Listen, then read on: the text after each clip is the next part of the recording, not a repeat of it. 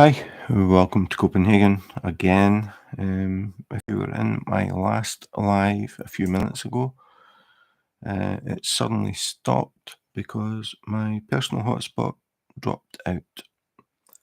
I have no idea why, but when that happens, it sits and looks as if I am live for about 30 to 45 minutes, and I'm not. Um, I don't know why it happened. So this time I am not going to touch my phone. I am just going to leave it sitting. Um, so we'll see if it works this time. So working on Batman from Diamond Art Club. I am getting close to the end. I'm thinking maybe a week, maybe a bit quicker.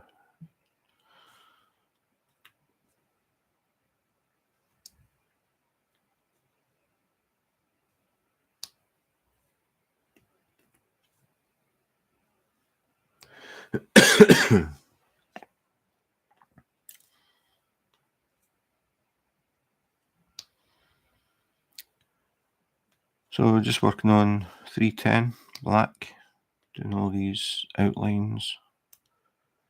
Then I'll come back and fill in.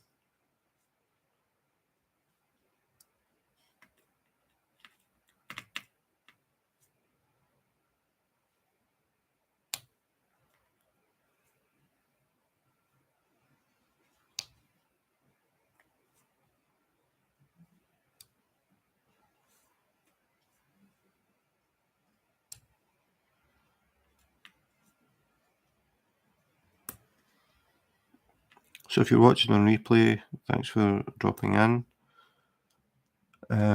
These lives are really random. I do them when I have time, and people drop in, and we talk about pretty much everything and anything. Hi Don, my personal hotspot dropped out, and I have no idea why.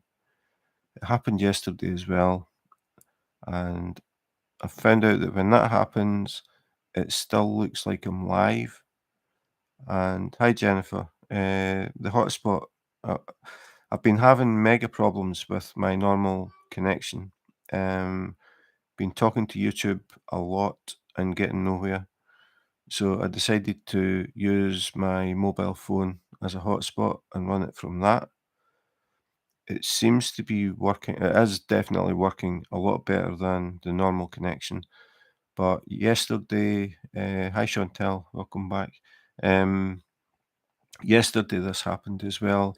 It lost the hotspot, lost connection, but to people looking at the channel, it looked as if it was still live. Yesterday it was for about 45 minutes, which is really frustrating for me because people are dropping in to see a frozen screen.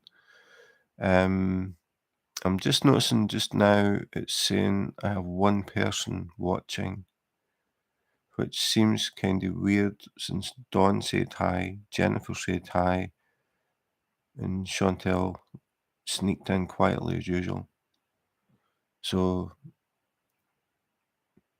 yeah, it's just, I mean, at least people that were in the last one and hopefully drop into this and the replay will realize what happened. So it's just that if it happens again, suddenly everything stops and you look. Yeah, the view counter lies. I know, it's saying 2 now. If it does happen in future videos or this one, that suddenly everything stops, don't try and come back in. It's because the personal hotspot has dropped out, and it's going to look as if I'm live for, I would say, today. I'm not sure how long. It wasn't as long, but yesterday was about 45 minutes. So it's just one of these things. I did a second live yesterday after that happened, and it worked absolutely fine. I was on for about, I think, an hour and a half, no problems, it didn't close until I closed it. So this time I'm not going to pick up my phone because initially I was thinking, did I accidentally hit something there and I've lost connection? But when I looked, it was still on. So I'm not going to look at the phone. I've just put it down. I'm just going to leave it. So just for future reference, if it happens, don't try and come back in. I don't want people wasting time when there's not even a connection, even although YouTube says there is. And I totally forget what I was talking about when I got cut off.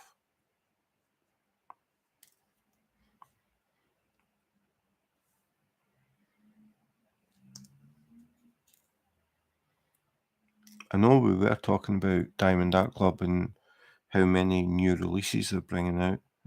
They have really stepped things up.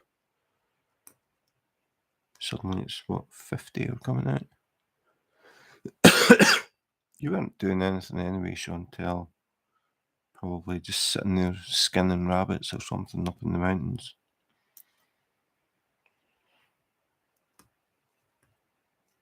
But it is frustrating. Probably more for me. I don't like the fact that that people are trying to get in and then they get in and it's a frozen screen and you think, what is this?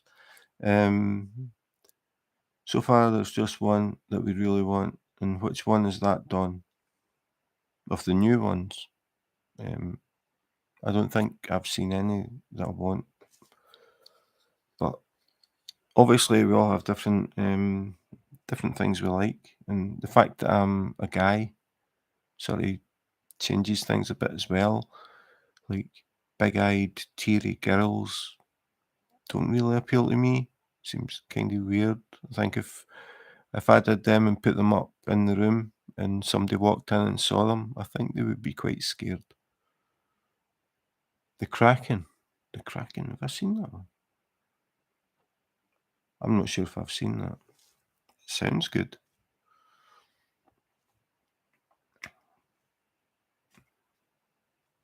But again, I mean, people obviously like that sort of thing, the big-eyed girl thing, because there are a few companies that are doing them.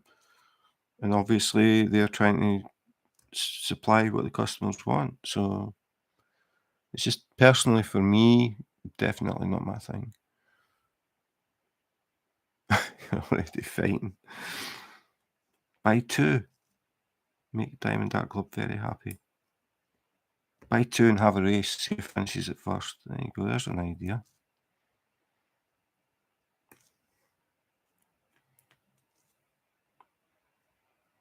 Right, I'm not going to pick up my phone and look for that because now I'm interested. Yeah, I mean the art is it is.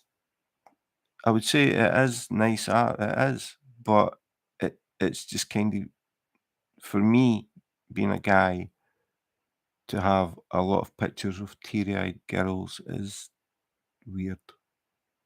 That's my personal view. So I'm not really interested in that stuff.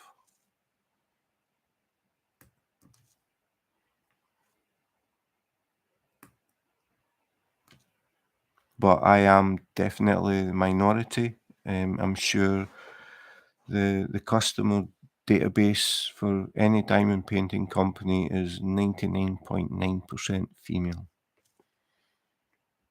But thankfully, Diamond Art Club are starting to bring out things like this that appeal to the guys as well, or some of the guys.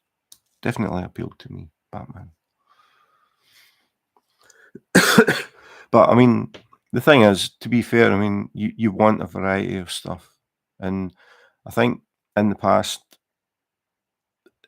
I felt with Diamond Art Club, there wasn't a lot of variety of subject, but now they're just exploding with just so many different things, and I think that's a really, really good thing. Yeah, I mean, that's it. Everybody, I mean, you get people who will follow an artist, like they will want to collect all of the artwork from whoever, which is fine. I mean, the main thing is that we all enjoy what we're doing. That's the whole point. It's a hobby. We should be relaxing and enjoying what we do. We shouldn't be arguing over who is the best company, who is the best artist, who has the best this, who has the best that. The bottom line is I buy diamond paintings because I like the picture for whatever reason.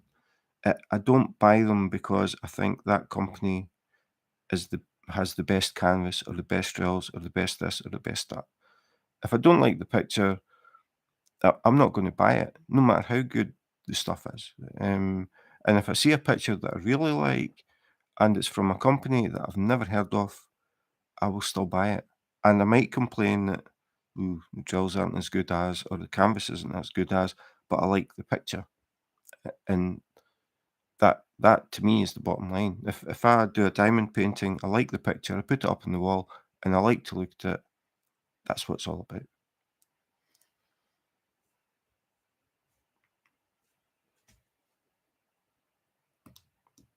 And as I said, some people will collect. I mean, people collect things.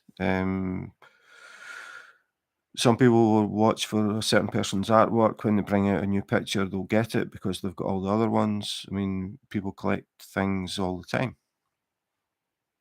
But with diamond painting, I try to buy ones that are different. I try and mix things up, like Batman and Cheeky Panda. They have nothing in common.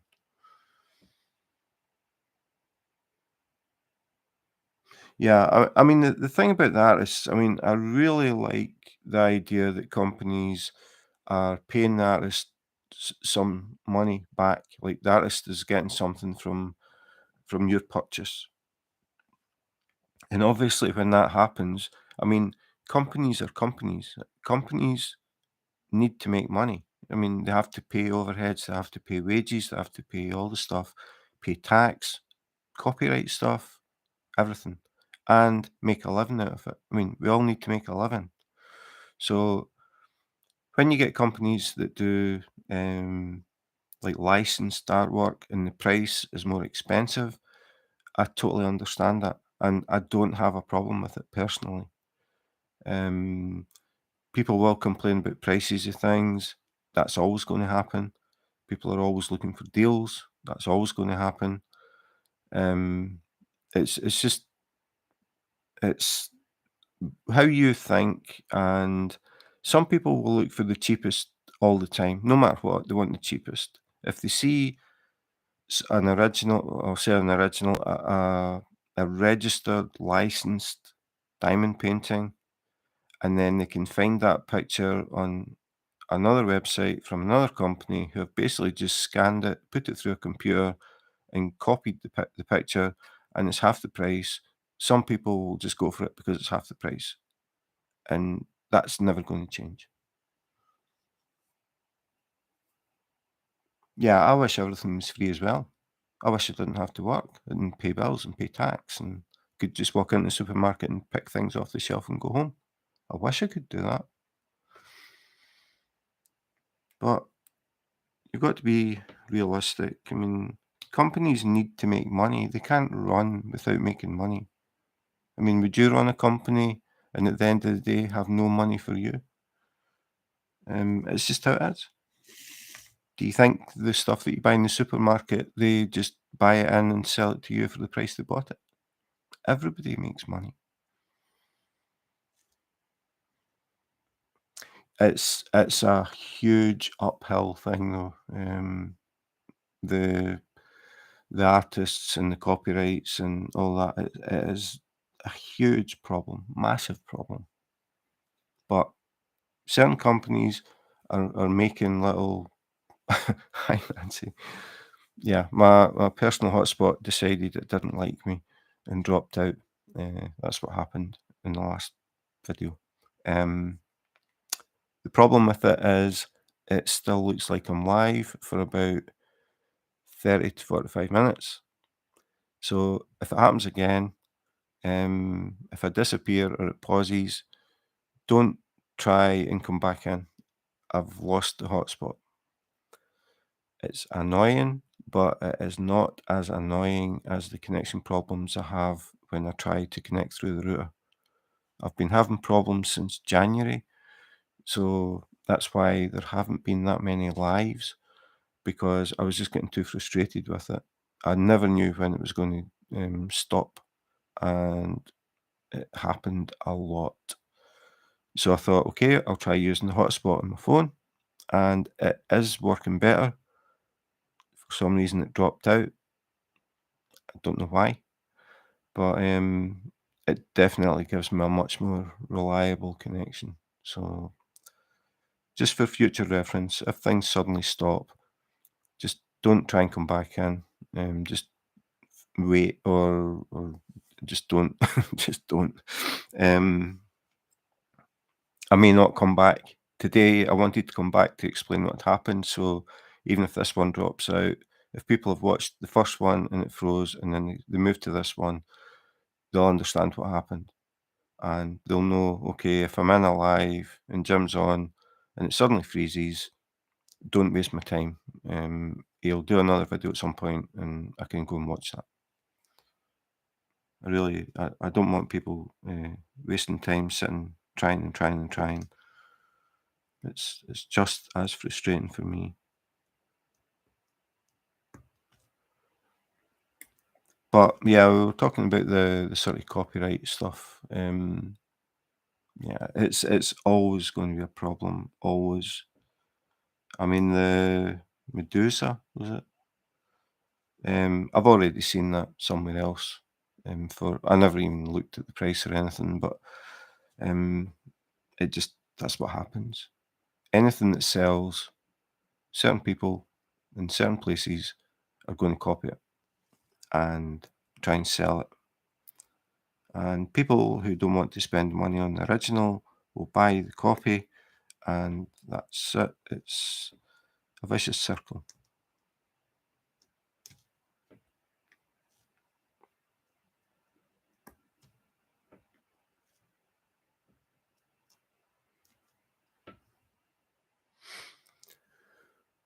Yeah, my wife actually works with trademarks, so she's well aware.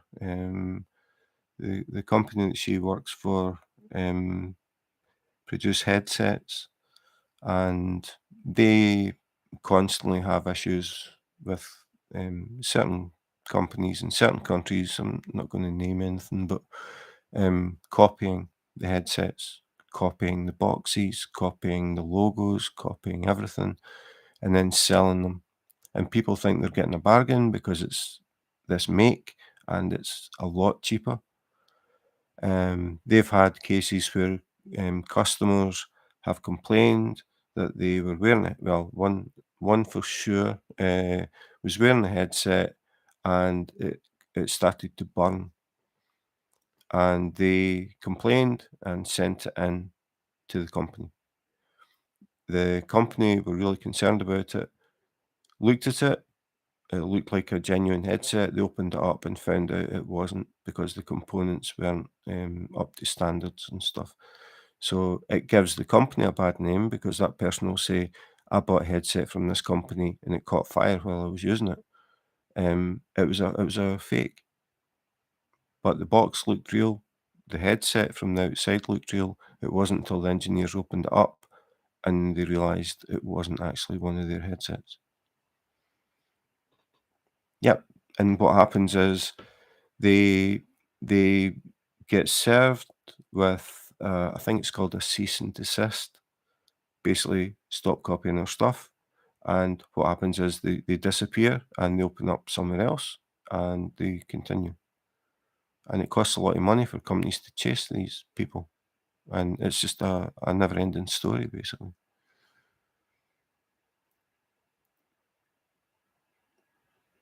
Yeah.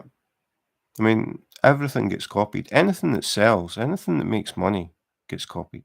And it's impossible to stop it. I mean, the only way that you can make a dent in that is that people decide, right, okay, I'm not going to buy this because it's a quarter of the price. I'll save up and I'll buy the original or the proper thing. Anything, not just diamond painting. Like, I don't know, a Gucci handbag for $3 is not a Gucci handbag. It's obvious. But people will, it looks like one, so that's good enough for me. And it only cost me $3. So you're always going to have that. Always.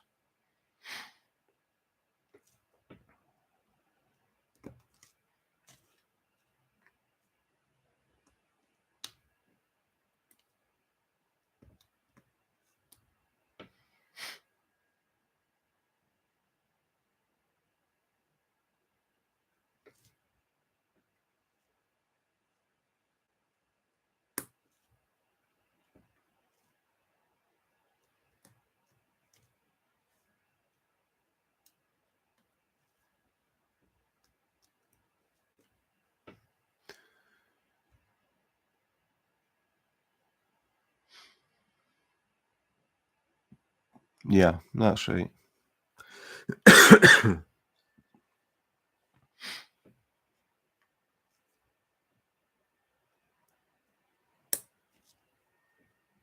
Because, I mean, I can only talk about the headsets because I know a bit about it. The components in the headsets, like the plastic that's used, it has to meet certain standards. The wiring has to meet certain standards, and it's all because of health and safety. If you've got chemicals in, say, the rubber pieces that go in your ear, you've got chemicals in there that can irritate skin. Obviously, they have to meet a certain standard so they don't um, affect people's ears. Your ears are very sensitive. You don't want anything in there that the chemicals are going to react with your eardrum or your ear canal. So they all have to be checked and authorized, and that costs money. And they have to pay all these people to say, right, okay, we've met all these standards. And then you get a company somewhere who basically just looks at it and said, yeah, we can copy the shape of that and it looks the same and we'll copy the brand name. And who cares about health and safety? So they save a fortune by not having to do all that stuff. And the end result is the user is putting things in their ears and they don't know.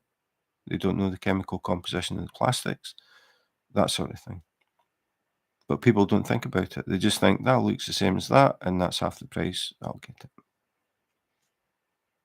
And sometimes it may actually be okay.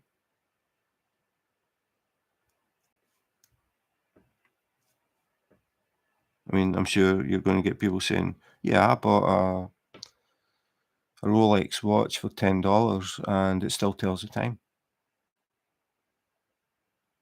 Again, a watch tells the time. You can get watches a lot cheaper than a Rolex that tell the time. So it's you're never going to win that battle, I don't think. But it is nice to see that in the diamond painting community, more companies are aware of the copyright thing, the licensing thing.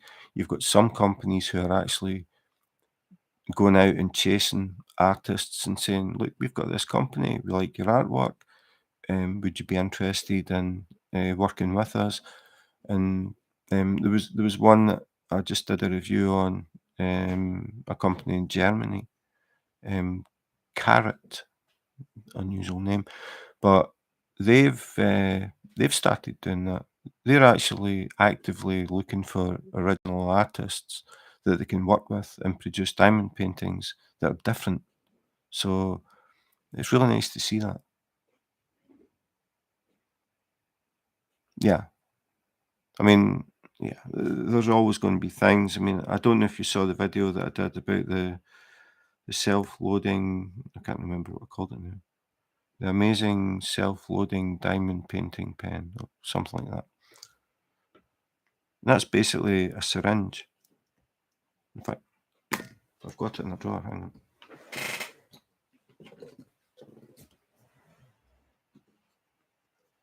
This is being, well, it was being advertised as a self-loading diamond painting pen. Now, you can see it is a syringe, that's all it is.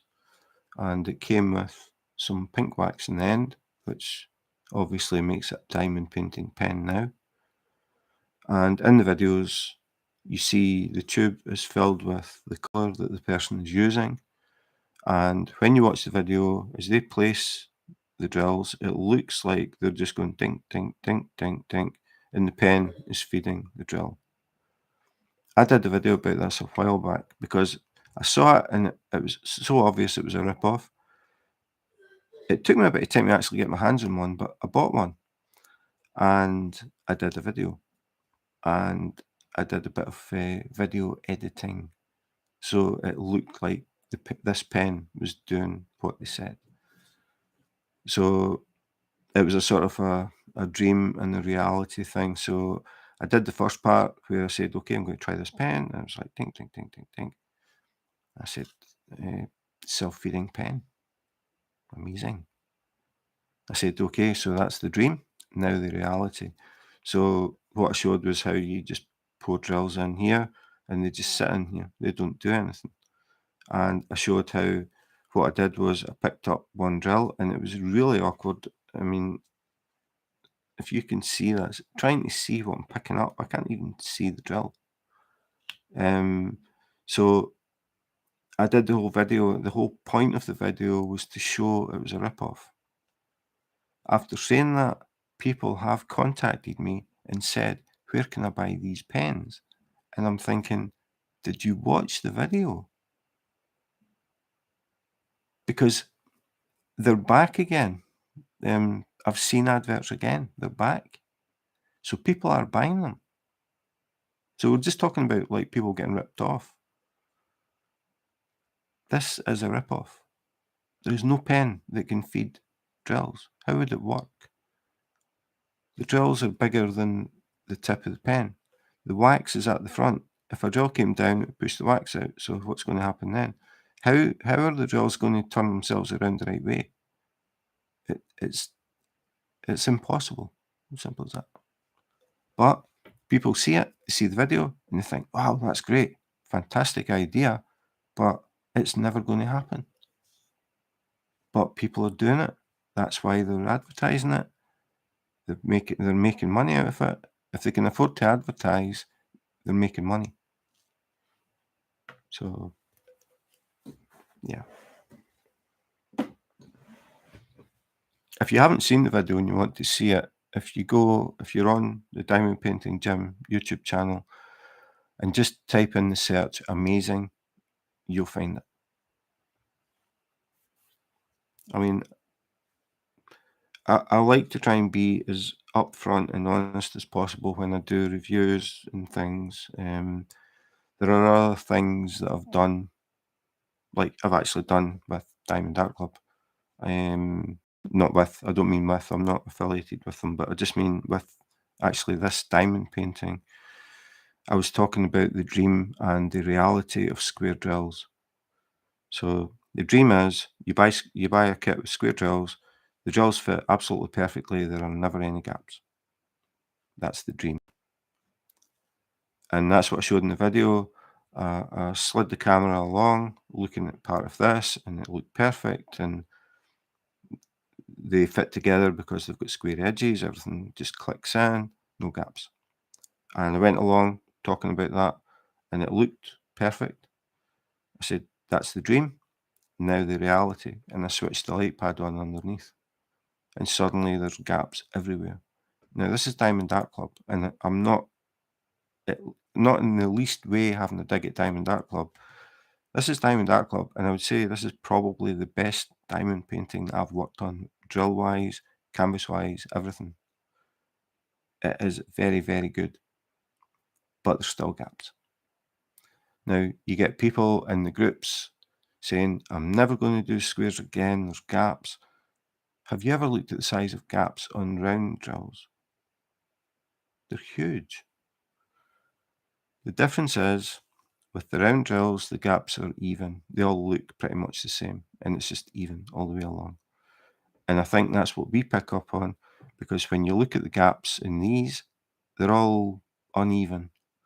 And we look at that and think, oh, that's a mess. The gaps are absolutely tiny. compared to the round ones. But nobody picks up on that. So I did that video, deliberately picked a company who are very, very good, just to show that if you think you're going to buy a very, very good diamond painting and you're going to have no gaps, it's not going to happen. Once you switch the light off, you cannot see the gaps and it looks perfect. That's the difference. Nobody lights up their diamond painting from behind when they put it in the wall. Nobody is going to see those gaps. So again, it's more maybe for beginners that think, okay, if I do square, the drills must match perfectly, no gap. It's fantasy. Switch the light off. If you use a light pad, that's when you notice everything. Switch the light pad off, take 2 steps back, and you'll see there's nothing to see. The gaps are there. They're always going to be there. Nobody's ever going to see them. Don't fret about it. The main thing is put the drill in the box where it's meant to be. If you start trying to push them over because there's a gap and you see a gap and you think, right, okay, I'll push that over so there's no gap, and you do that with the next one and the next one and the next one, basically your drills end up out of line. They're not where they're meant to be, and by the time you get to the opposite side of the diamond painting, you are way out. So the main thing is, as I said in the video, if you're doing square drills, put the square in the square. That's it. Don't fret about, oh, there's a gap here and there, and just, if it's in the square, it's fine. It's when you start going over the edges, that's what causes the problems. And when you're looking at the sides, the edges of your diamond painting, try and get them straight as possible. And everything will work from that. I don't use straighteners or anything. I mean, now I just use tweezers. I mean, everything I do is placed one drill at a time. And I'm trying to think, I haven't had any where the drills have went all out of line, because I basically put the drill where it's meant to go and I can see there's gaps and I just leave them. I did another video somewhere, just a short, where I zoomed in to an area. It was a completed diamond painting and it wasn't an expensive one. It was square drills, and I zoomed in close and I had the light pad on and you could see all these gaps. I mean, some of them looked really bad, and I just actually zoomed out, got out so far, held the camera there, switched the light pad off and zoomed back in to exactly the same place. You couldn't see the gaps. I think I did a video called Don't Mind the Gap a while back, and that was the whole point of the video again. It's like, don't worry about these gaps. You're not going to see them. We're sitting here basically with your nose virtually in the diamond painting when you're working on it. Once you step back, switch the light off, step back 2 steps. And even that is a lot closer than most people are going to be looking at a diamond painting. When you're looking at a diamond painting that's, what size is this, 90 by 90, you need to step back quite a bit to actually see the whole thing. When you're that far back, you're never going to see anything. I've actually got one in the background that I deliberately did not put a drill in it. There's a drill missing. Nobody can see it. I know where it is because I deliberately did that. But people have looked at it, like in the room, and they looked at it and they don't notice that anything's missing. Because your brain is looking for a picture. It's not looking for microscopic gaps or a 2.5mm by 2.5mm square that doesn't have a drill in it. You're just looking at the picture.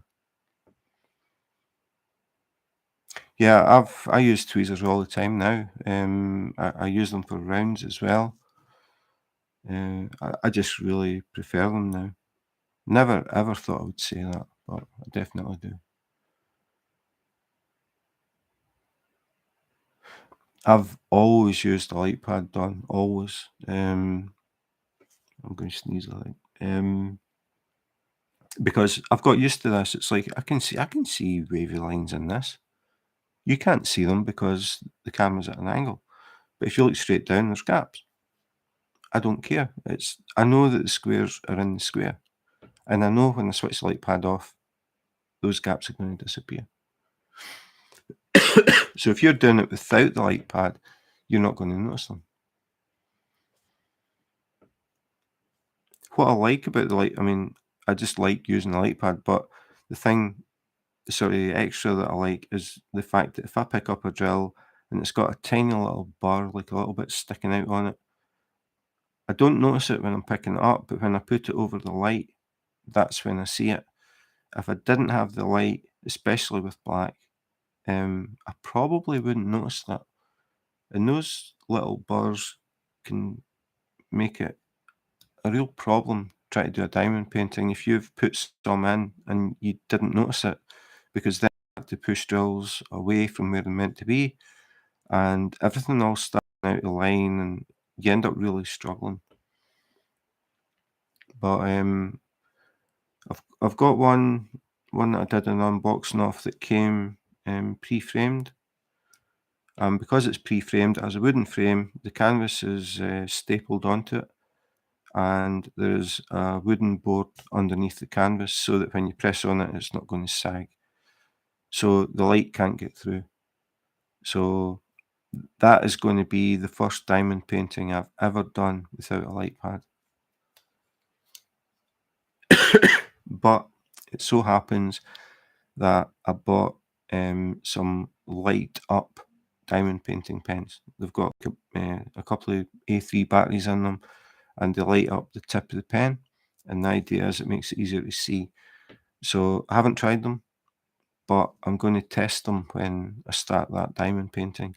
And I'm going to do it after Batman. Once Batman's finished, I'm going to do that. And then I'm going to do the Praying Monk, which is one I've actually been wanting to do for a while.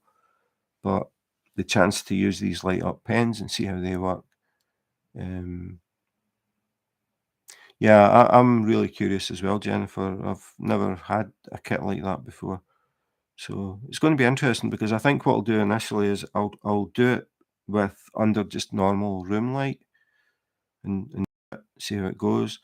And then I'll try it with the light up pen and see if it makes a difference. I think I might try room light first, then I'll have the light that I've got, the overhead light that I've got here. It's a adjustable light, I can move it. So I'll put that over, I think, first. So a light shining down, and then I'll maybe switch this off, and then I'll use the light up pen and just see personally what I think. I mean, all the reviews and stuff I do, I mean, it's just my opinion. But I try and be as open and honest as possible when I'm doing them. So we'll see how that goes. I'm always curious about stuff like why this and why that. I did a thing about diamond painting wax quite a while back, and I called it Which Wax Wins. That was a major project. That took so long to actually set up before I did the video, because what I decided to do was get wax from different companies and some alternatives to the pink wax, and see how many squares, or well, how many drills I could put down with one dot of that particular wax. So I had 13 different ones, and I just worked one dot, worked it until I couldn't pick up, and then stopped, counted the drills, and then I did that for all 13. The one that actually got the most was I forget, but about 5,500 drills. So I had to place 5,500 drills, like, just for that one. I had 13. So that was quite interesting, actually. I was quite surprised in the overall results, what happened. But again, that was me being curious, because when I started, I was using the pink wax and I wasn't having any problems with it, just the normal pink wax. And then I saw a YouTube video and somebody was saying, are you fed up of filling up your pen every 3 minutes? And I thought, I can use my pen for like 2 hours. I thought, 3 minutes? Why? Why would it only last 3 minutes? And then I thought, does it only last 3 minutes for other people? Why is it lasting so long for me? So it just got me thinking. I'm thinking, what's wrong with the pink wax? So that was what came. It's I have ideas at times, and then things just spin off. That one, I had no idea what I was letting myself in for. That took hours and hours and hours to actually get this thing set up. So it's called Which Wax Wins. Um, Probably if you just search in the channel, if you just search for wins, I think it's the only one that's got wins in the title. But you'll see how I did it, and I counted every drill. So yeah, that was again personal curiosity, but I thought it might be beneficial to other people. In my opinion, you don't have to buy special waxes really. A lot of it's got to do, I think, with the technique of how you pick up the drills. If you fill your pen and you just touch the drill, you don't press it, you just touch, it'll pick the drill up. And when you put it down, if you just touch the glue with the drill, it'll stick. You don't have to press. When you press, the wax is going to come out around the tip of the pen and you're going to have to pick it off your diamond painting, especially when you've just loaded it up. And in your normal diamond painting pen tips, there's a tiny little hole at the top. When you press down, the wax starts to squeeze out through the hole in the top. So every time it goes up a little bit, it means that there's less wax in the tip. So it means it's going to be quicker before it doesn't pick up. Yeah. There's actually, I don't know who it was, I can't remember, but there was somebody came in one time and she was saying that she presses so hard when she's using multiplacers that she snaps them. So some people are extremely heavy-handed, and I'm thinking, how hard do you need to press to snap a multiplacer? When in reality, all you need to do is just touch the glue. You don't need to press. And my wife, when she started, she pressed hard, and she had mentioned something about, why am I filling this pen and you're not filling yours? I said, try doing this. And she did. And she said it made a huge difference. Yeah, I mean, that was, she said she'd broken two, I think. And I was like, wow, that's serious pressure.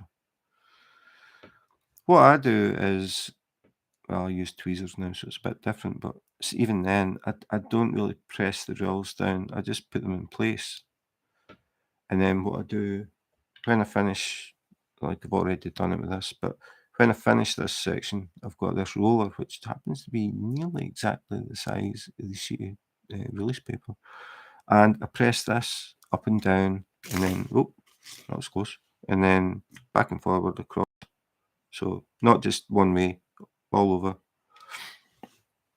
Before I do that, I actually just get my fingers and gently put them over. And if I feel a drill that's high, I press it with my finger and it clicks in. And that's what I've been doing with this one. They look okay, but when you actually feel over the top, sometimes you'll get some that are sticking up a bit. I do that first, and then I use the roller at the end. I think it's too long working with crappy tape. What do you mean tape?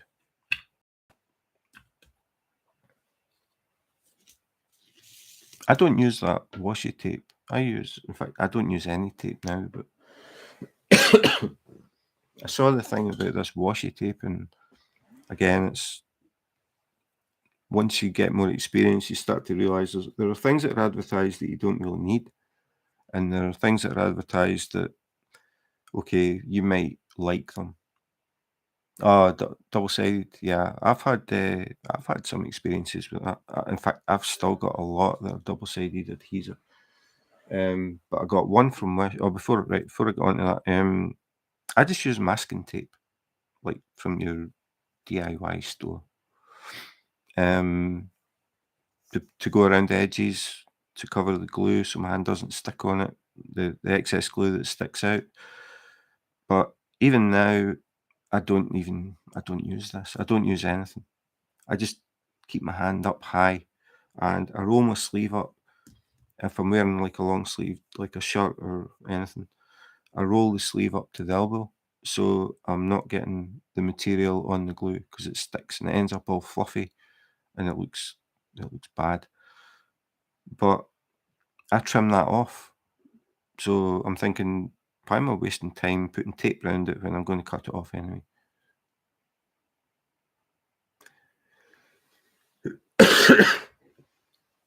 I ended up getting this. It's a drafting table. Well, I've got two. My wife's got one as well. I ended up getting a drafting table because I was using the dining room table, which didn't work very well at dinner time. So especially when I was starting to do the bigger diamond paintings. But the main reason was I was finding I was getting a sore neck and a sore back because I was leaning over all the time. And the further I had to reach, the worse it got.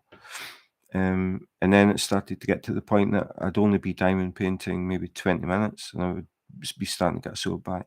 And then that went to I'd be diamond painting for 10 minutes and I was getting a sore back. And I thought, I'm not going to be able to keep doing this.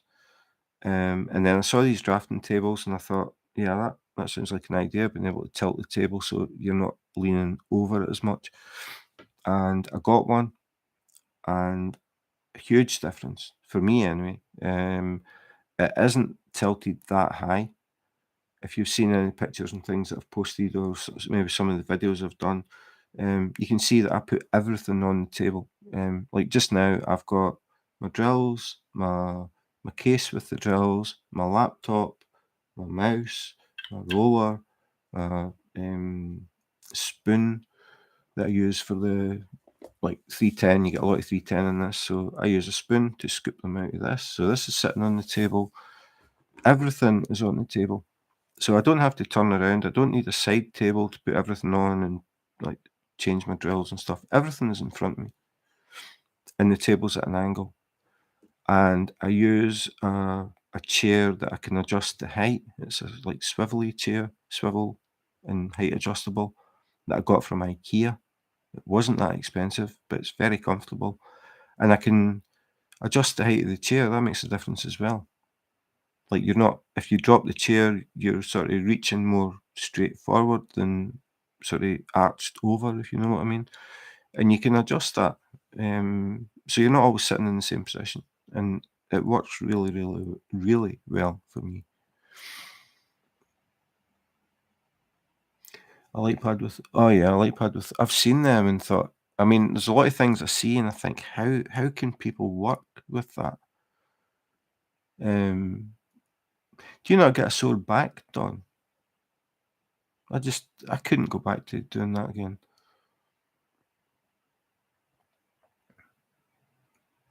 Yeah, I mean, the washi tape thing, the washi tape isn't sticky, as I've noticed people commenting about it.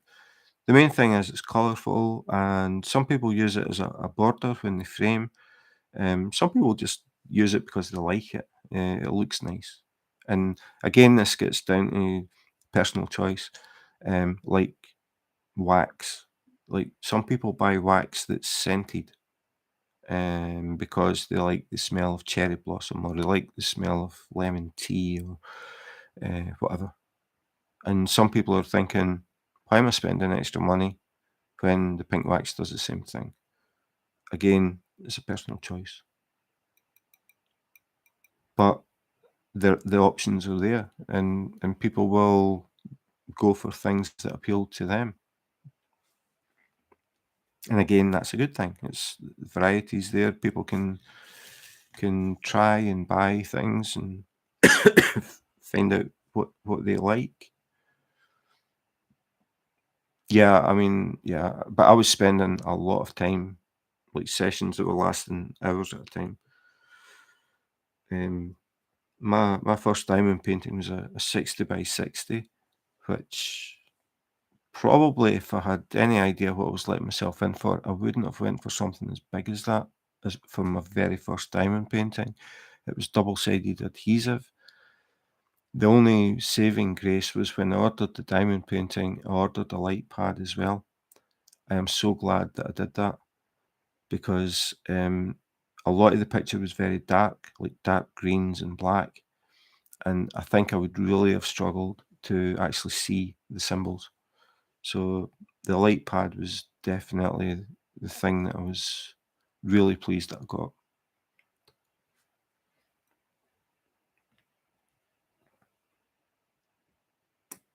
I'm doing so much talking and no diamond painting. But I ended up getting a bigger light pad. This is an A2, so I can do anything 60, like 60 wide or 60 high. As long as it's 60, it'll fit on the light pad and I don't have to move anything. What I got fed up with was using the A4 light pad. Apart from the thing where you accidentally hit the button and switch it off, because I tend to do bigger diamond paintings, I was having to lift up the canvas and push the light pad along, and then when I wanted to start again, I was having to lift the canvas and try and figure out where the light switch was, and I really got fed up with that. So I decided to go for the big one, and it has a cable. It's wired in, and it goes to a dimmer switch. So on the shelf at my knee, I've got a little control box with a dial, and I can turn it on and off from there. So it doesn't matter where I touch on the light pad, it doesn't switch anything on or off. So really, really like this. With the China paintings, it was often hard to see the symbols. Yeah, I found that if the background is a light colour and the symbol is white, the light pads can just totally wash that out and you can't really make out what they are. I found when I had white symbols with a light background, it worked better if I switched the light pad off. Ah, okay. Light pad has a battery. Yeah, you could do the same thing just with a normal USB light pad. All you do is use a power bank. Is that what you mean? A power bank that you charge up and then you can just plug the USB port into it. It makes them really portable. That's the downside of this, the one that I'm using. I need to be near a power source, which for some people could mean that you've got a power cable going across somewhere in the room that people can trip over. But it's okay for us because the socket is in the wall where the table goes up against, so it isn't an issue.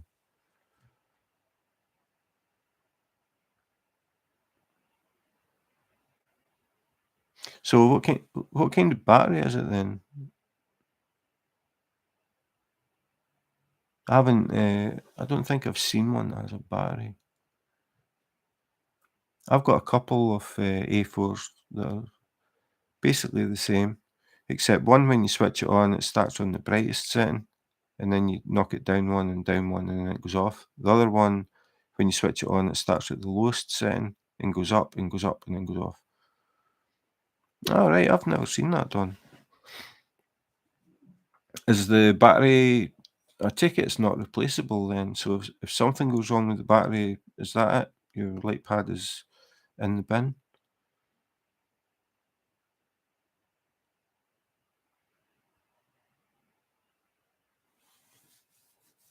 I mean, there's so many light pads, so many companies selling light pads.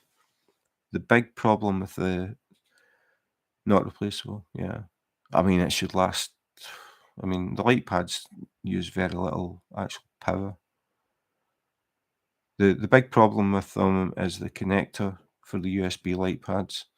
They are very, very fragile. So what I do is I was going to pick up my phone, but I'm not going to do it after what happened last time. I use magnetic cables. Yeah, I've got a spare.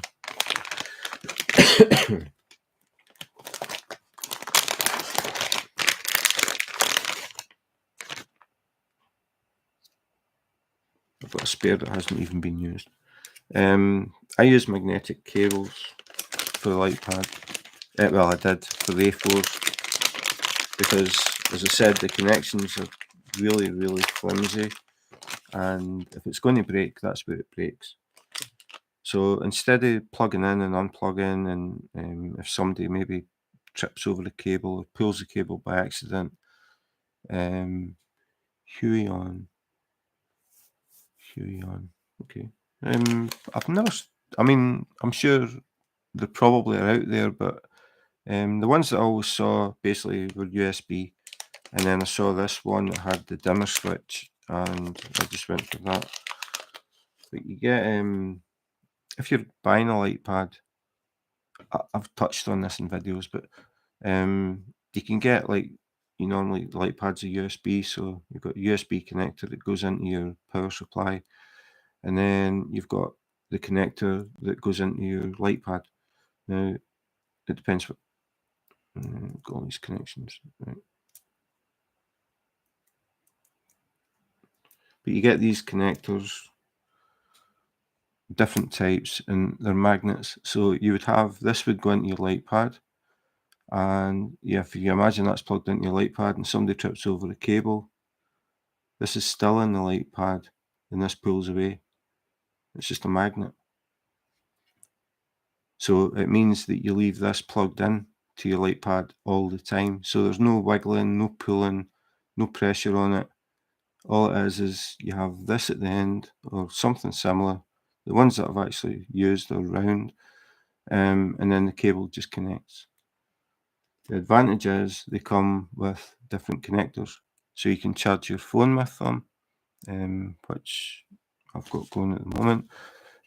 This is the style that I normally use. This is a spare one that just hangs here because I use it to charge my wireless headphones. I use it to charge my wireless microphone. I use it to charge my mobile phone, and it just hangs here. We've got like 6 of them. It's like there's blue lights all over the place in these tables, and we'll just pull a cable and just plug in, because like my phone has got like one of these plugged into the phone all the time. The advantage of that as well is it means no dust goes into that connector. It's a common thing that they build up fluff and dust, and then you have problems with the connection. It keeps the connector clean. So really, really good idea to get something like that if you're getting a USB light pad.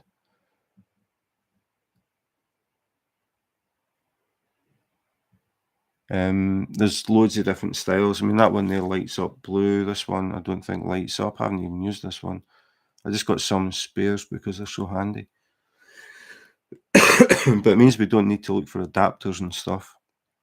If we're sitting here and suddenly you think, oh, I need to charge my phone, we just reach and grab a cable and plug it in. Plug it in, you just touch it. I mean, I'm sitting here just now and I'm looking at 3 blue lights that are connected to nothing. They're just sitting there. We use them for our iPads, our phones, wireless headphones, and my wireless microphone that I use when I'm doing the normal YouTube videos. Mega handy things, but they will save the life of your, or extend the life of your USB light pad. And I have mentioned them. Again, if you look in the channel and just type in magnetic, no, maybe not, because you'll get magnetic frames. I can't remember. Magnetic cable? I can't remember. I'll check light pads, maybe. There's stuff there. I actually need to do a new one. I'm planning to do a new one talking about this specifically for beginners. What is a light pad? And showing people, and then explaining if you're getting a light pad, it would be a good idea. You might think, well, that's quite expensive, because it probably, I can't remember the prices, but it might double the price of your light pad. But if you don't do it, and just general wear and tear, they break so easily, then you're going to have to buy another light pad, then another light pad, and then suddenly you've spent more money than you would have. So it's a good investment, I think.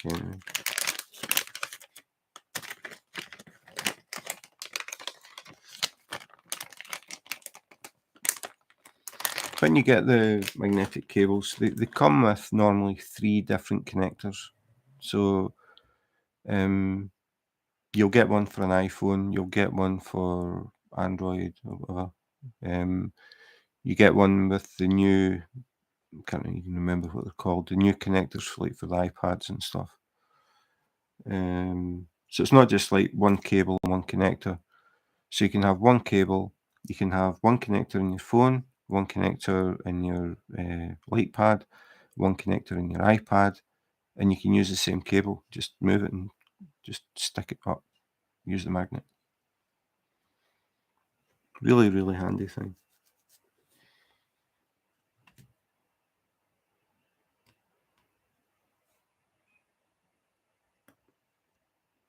A lot handier than the self-loading pen.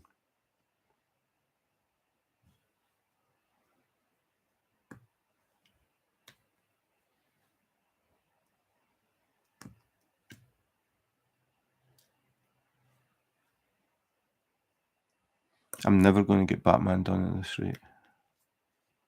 Talking too much. But it's good to have people in that actually chat. That's always a problem. Hi Val, I just noticed you came in. Thanks for dropping in. Yeah, it's good to get people that chat a little bit. And then you get a conversation going rather than normally when nobody's in and nobody's talking, I just tend to go quiet because I don't know what people want to talk about. So if nobody talks, it's a bit like sitting in a dentist waiting room and it's just very quiet. Yeah, magnetic connectors, brilliant idea.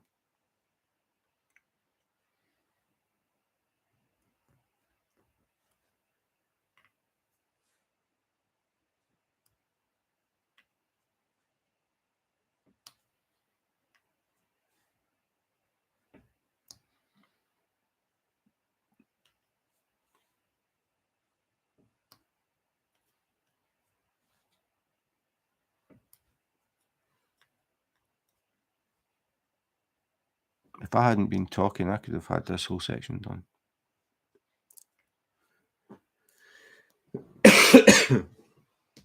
But the whole point of doing these is I like to meet new people and talk and share experiences of diamond painting or just different things. Where people are in the world, I'm always interested in that. I'm originally from Scotland, as most people can guess from the accent, but I live in the capital city of Denmark now.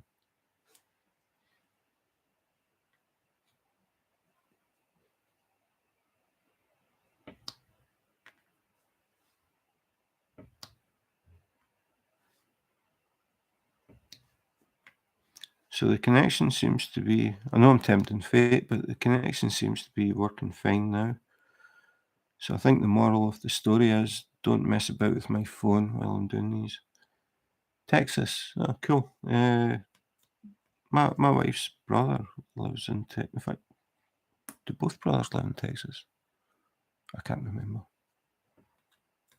I think they live in Dallas.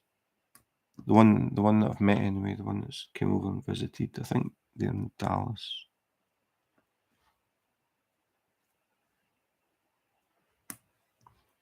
The only place I've been in America is Vegas.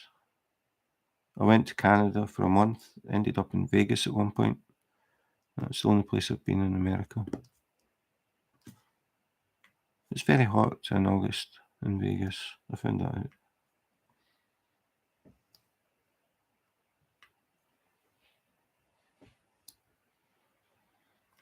Oh, Dallas. So you're in the Dallas area? Yeah, I can't remember exactly where they are.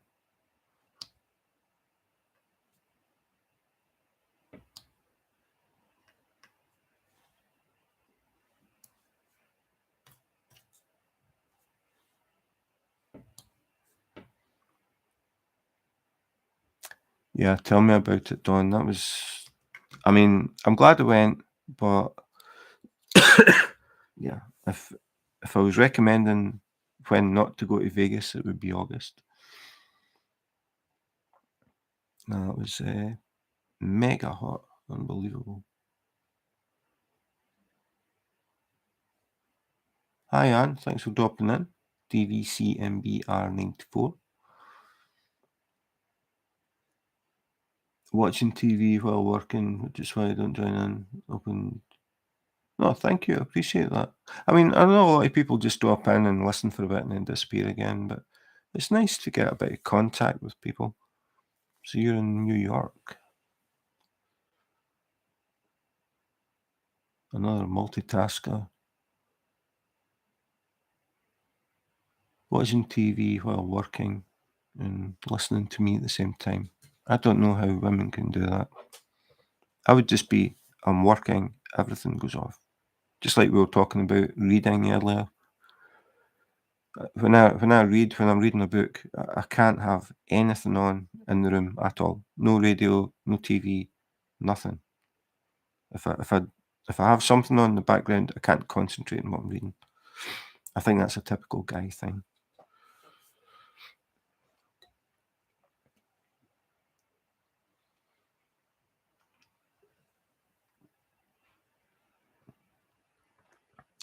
Six months pregnant in Vegas. Yeah, I've always been like that. I don't read books anymore. I read the Kindle.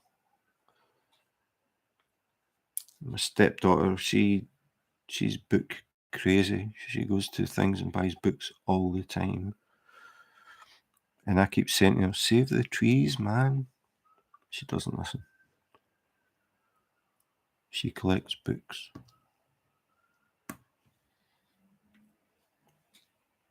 Well, it definitely isn't the same. Reading a Kindle compared to reading a book, it isn't the same. But the advantage of it is I can lay in bed and read the Kindle in the dark while my wife is sleeping, and I don't have to switch on a light to read the book. So that's a big advantage. Yeah. I mean, I do have some paper books, but not many.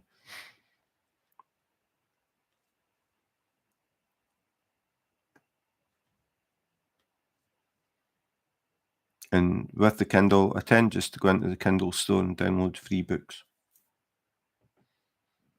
and just read them.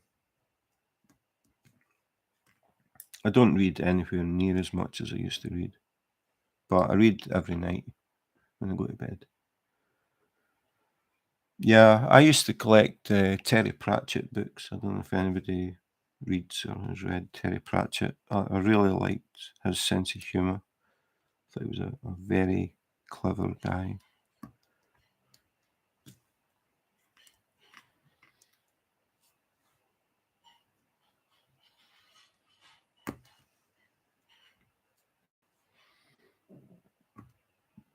Stephen King, James Herbert, that was the sort of things I read when I was like a teenager. I liked all the horror stuff.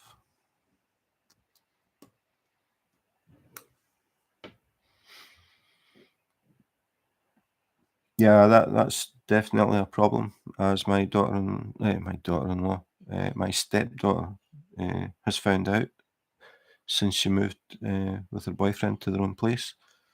She's struggling to find space for her books, and a lot of them are in the basement in boxes.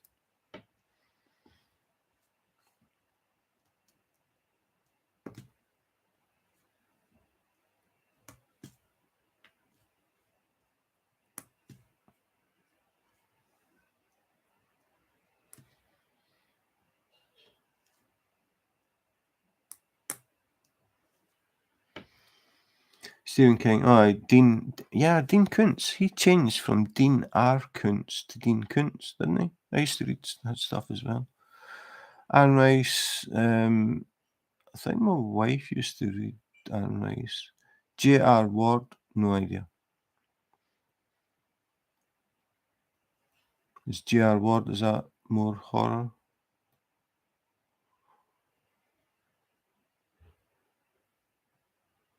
James Herbert,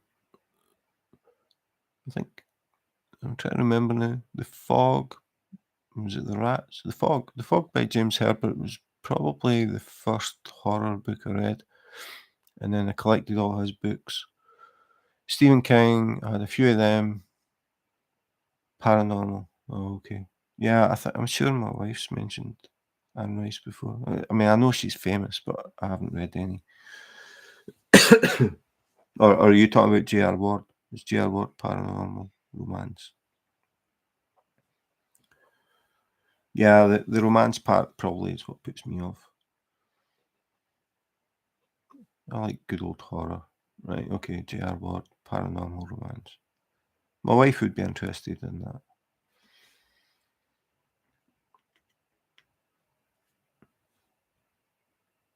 I was more interested in the blood and guts and gore. Back then, anyway. It's more sort of murder and mystery type things that I read now. But again, the disadvantage with the Kindle is you forget the name of the book you're reading and the author because you don't see it. Whereas when you've got a book in your hand, you see it all the time. Phantoms. I can't even remember any titles, but I remember it was Dean R. Koontz. And then I think it got dropped to Dean Koontz. It was like John Cougar Mellencamp suddenly changed to John Mellencamp. What happened to Cougar? Why? Why do people do that?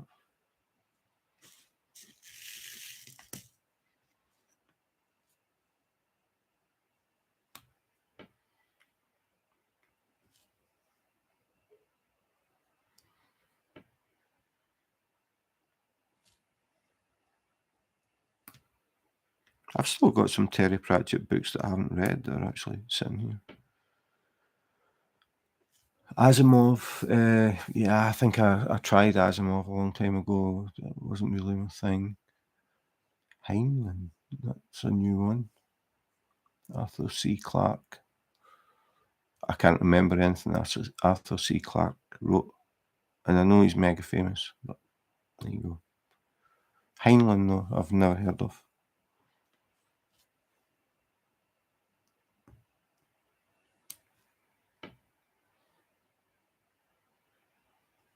So yeah, 1980, that'd be right. That'd be, yeah, early 80s would be when I was into all that stuff and before. Oh, and James Harriet. I don't know if you've heard of James Harriet. He was a real person. The books are about James Harriet, the vet. He actually was a vet. He wrote books about his life as being a vet in Yorkshire in England. And I read all his books way, way back. I wanted to be a vet, and I read all his stuff. Quite funny, a lot of them. Quite sad as well, some of them. But they brought out a television series called All Creatures Great and Small. I was reading his stuff before I got into the horror and things.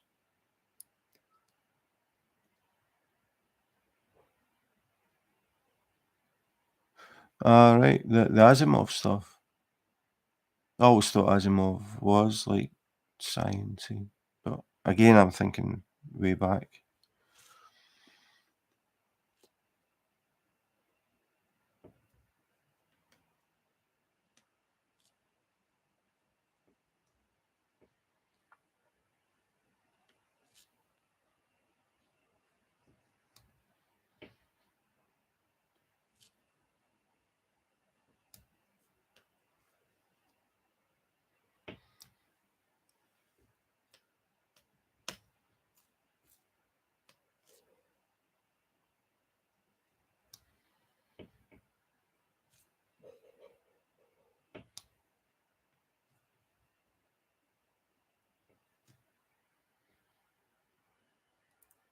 Oh, really? I never knew that.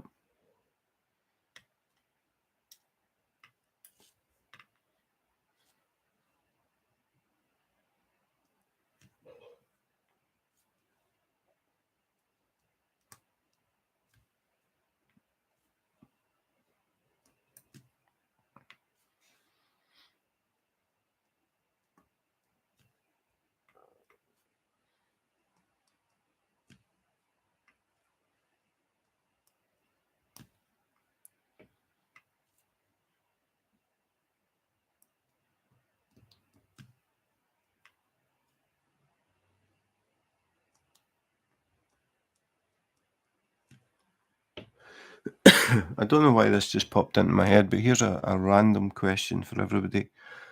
Have you ever met anybody who is famous or was famous?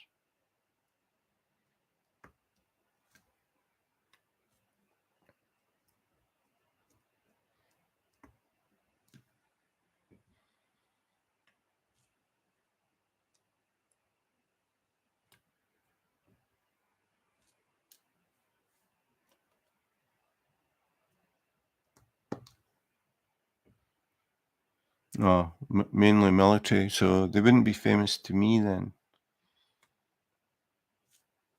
Or maybe they would. Drop some names. Remember, I'm from Scotland and live in Denmark, so they'd have to be pretty famous for me to know them.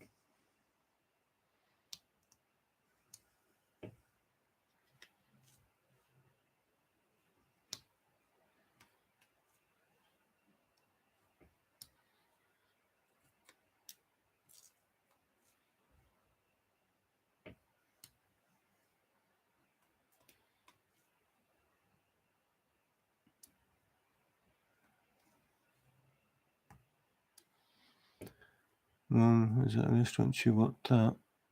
The Pointer Sisters, Metallica. That's awesome.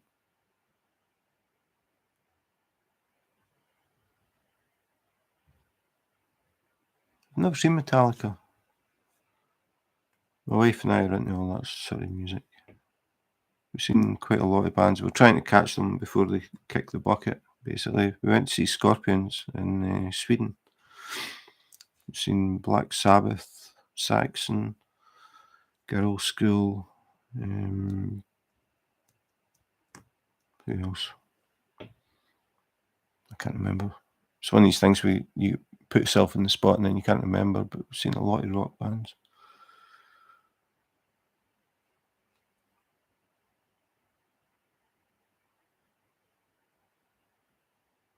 My parents had a lot of people over for dinner parties, so people who were on the Joint Chief of Staff during the 1670s. Okay. The most famous person that I've met in person and actually spoke to was Lemmy, the front man for Motorhead, who is no longer with us. I met him in Edinburgh.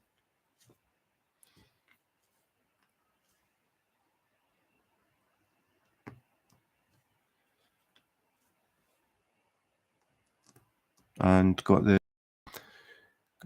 programme signed by the whole band, met them after the gig, got signed autograph, everything, and I don't know what I did with the programme.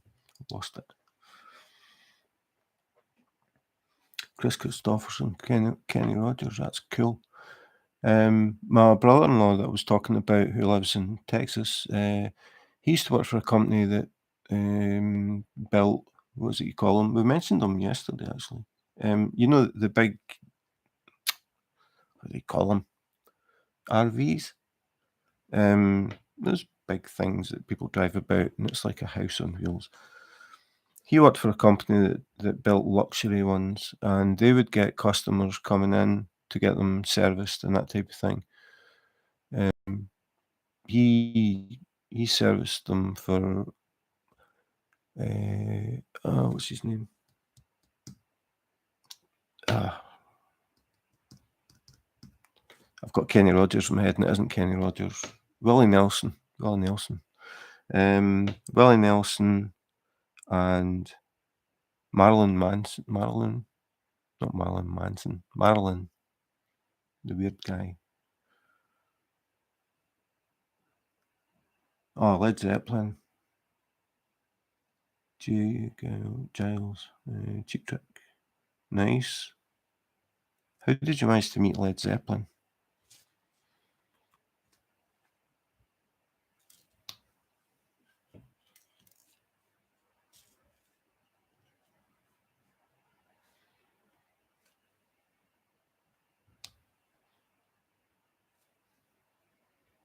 And were they nice guys?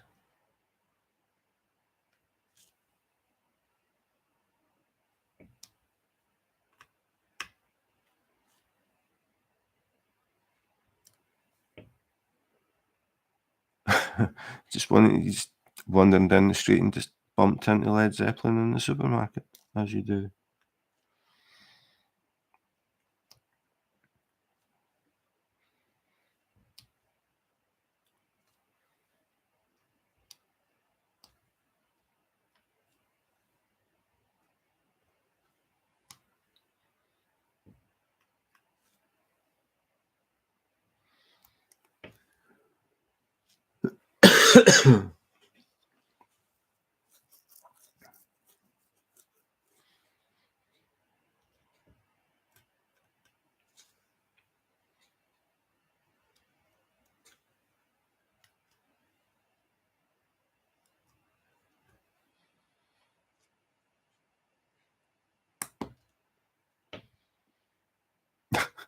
You're not allowed to play Stairway to Heaven in most guitar stores.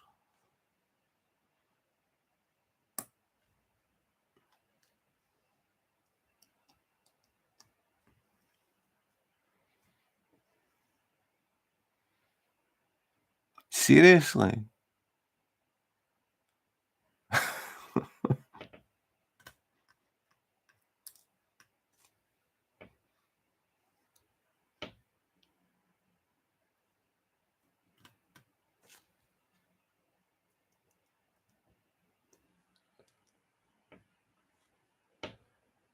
Yeah, I think I would have went in the garden and dug a hole and just buried my guitar. I felt like that when I saw Steve Vai for the first time. Guy's unbelievable. Oh, that's nice. That's cool. That's really cool.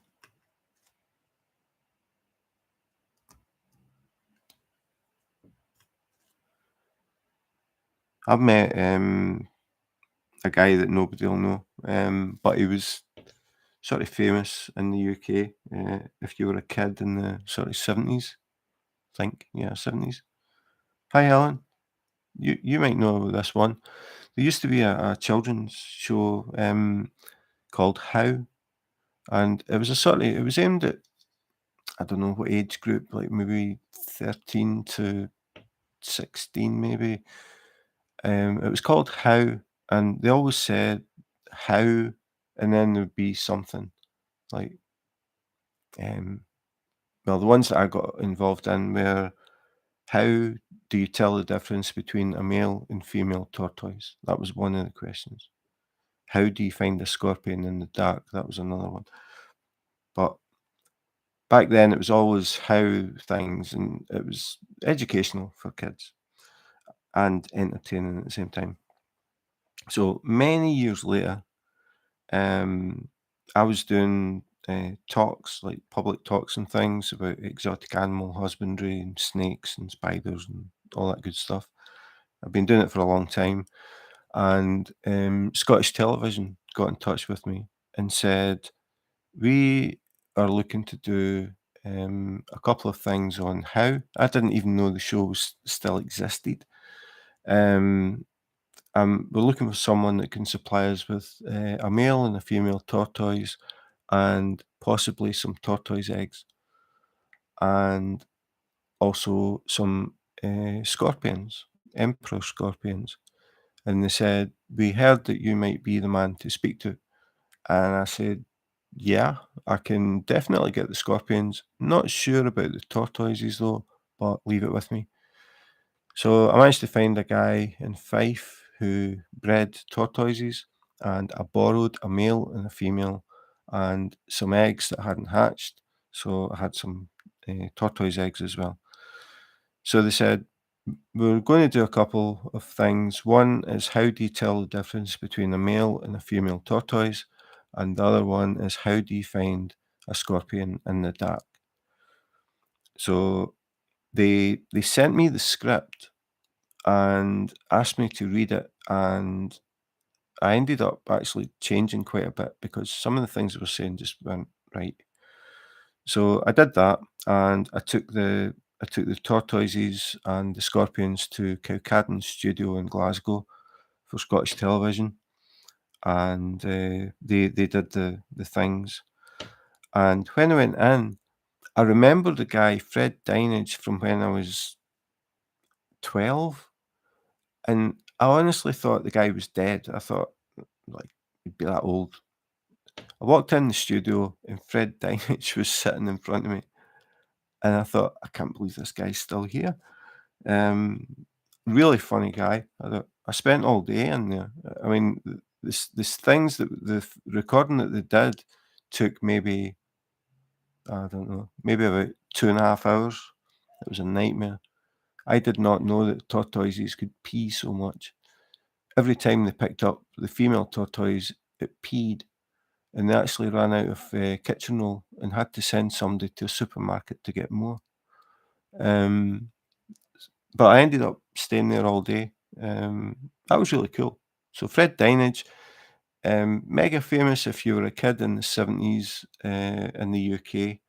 Apart from that, nobody would have heard of him. I don't know if Helen would have heard of him.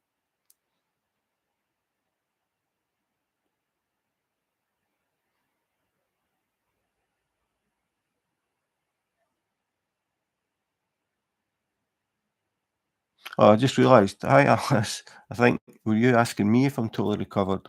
I thought you were asking if Don was totally recovered after meeting Jimmy Page. I'm not totally recovered. Tortoise pee. Turtles swim in the sea. There's a difference. And they've got flippers.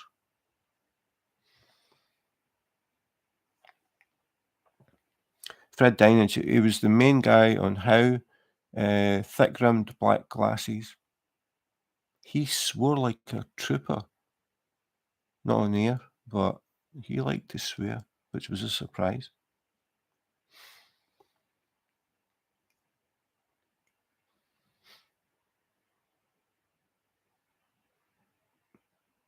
Yeah, I'm definitely on the way to recovery, Alice. Thanks for asking.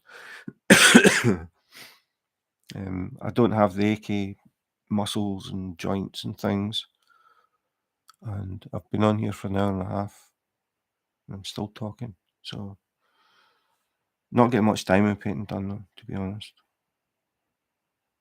But the whole point is to meet people and get to know people. That's what I enjoy doing. So, thank you everybody who's dropped in. Yeah, I'm feeling a bit better. My voice was really bad this morning when I woke up, but yeah, it's definitely getting better.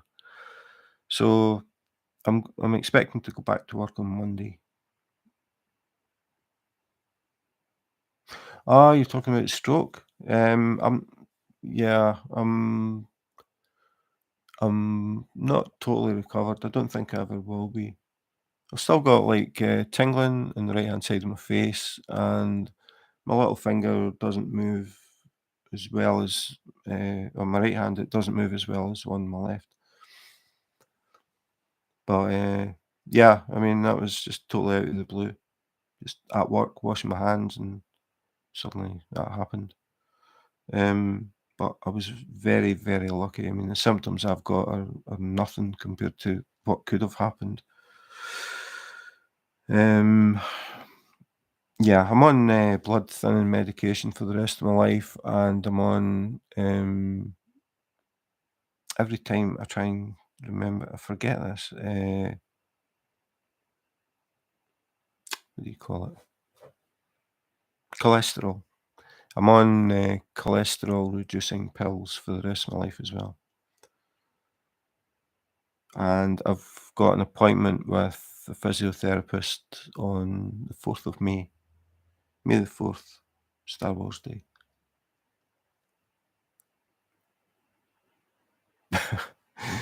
You finished the Earth in Wonder Woman's boots. Well, I'm getting close to finishing Batman. Um, I don't know if you saw an I'm not going to do it. Last time I touched my phone, I lost my connection, so I'm not touching it. But I don't know if you're on Instagram, Helen. I posted a picture today, a whip, and you can see how much I've done. So basically, I've got, well, you can't see the top. Two of these, like if you imagine this again. So I've got 2, 4, 6, 8, 10, 12, I think 12 sections to go. which will never get done at this rate.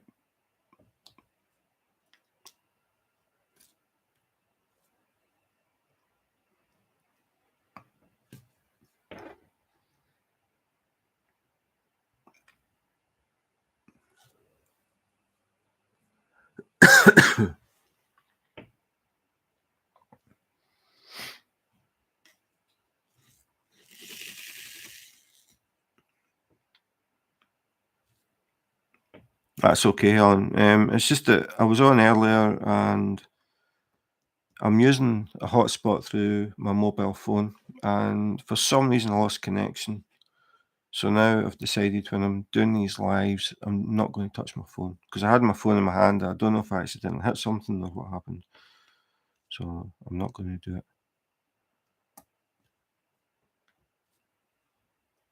Are you in the Diamond Painting Gym Facebook group, Helen? Because I posted a picture in there as well.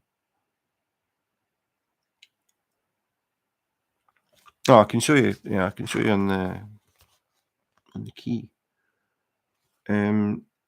These lines here are these shining around.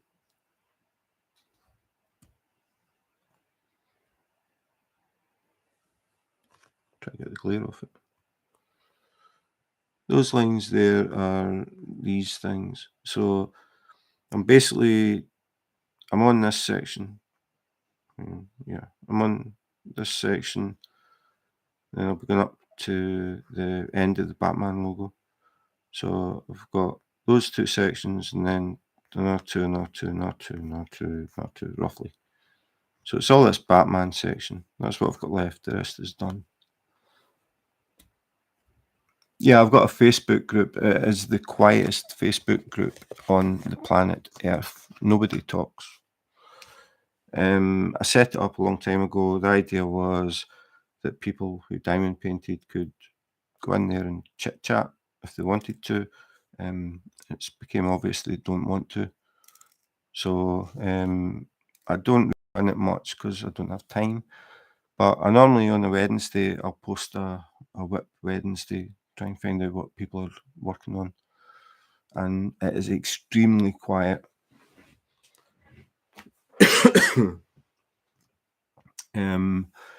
The link to it is in my Facebook somewhere. My YouTube. If you go down the signature bit at the bottom, because it's all just numbers and letters. And it's under like my own name. It's not under Diamond Painting Gym. But it is mega quiet. I think there's 168 members.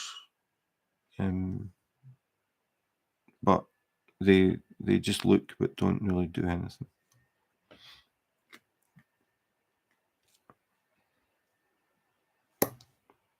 I don't know if it's because I don't really post much, but the idea, as I said, was really for a place for people to chit chat. At one point, the groups that I saw, a lot of arguing was going on, a lot of people bitching about stuff, and I was getting really fed up looking at it. So I decided to start a Facebook group, and I thought, okay, I'll start a Facebook group and I'll be the moderator and I'll monitor every comment before it goes through, like the initial posts, to stop any that sort of thing. And I think a lot of people, some people did get back to me and said they didn't like the fact that they had to wait until I basically gave it the okay for something to go in. They didn't like it, and I was just like, well, it's just how it is. I don't want people posting stuff and just causing problems, and I'm not there all the time, so I didn't want it to become another burden. So basically, if people post the new thread, I'll authorize it. I mean, normally I'm not that slow, but I have to approve it before it goes up. And I don't know if that's what the problem is, that people don't like that. I don't know. But I suppose if everybody's quiet, nobody's arguing, you could look at it from that point of view.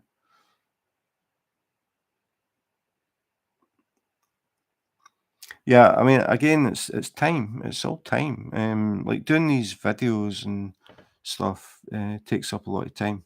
Um, Probably a lot more time than people would think.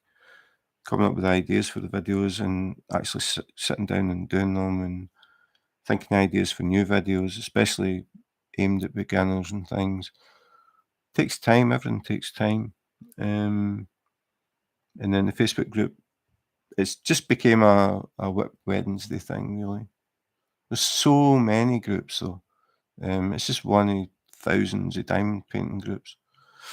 But it was just at one point there was so many arguments going on Facebook groups that and it was I'll say stupid stuff like whether square drills were better than round drills, and that would turn into a 300 comment thing, and it'd be like seriously, with diamond painting, why are we competing against each other? And for a while, it seemed to be going that way in a lot of groups, and I just thought, okay, I'm going to start a group and try and keep it peaceful. Ended up a lot more peaceful than I expected, but there you go. I think people are just in it to see if anything juicy might get said, and it never really does.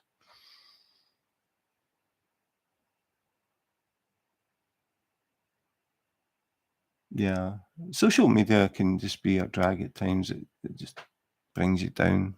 Um, that's why I was trying to create somewhere where it was just about peace and quiet, and people can just chit chat. That was the point, but it never really picked up.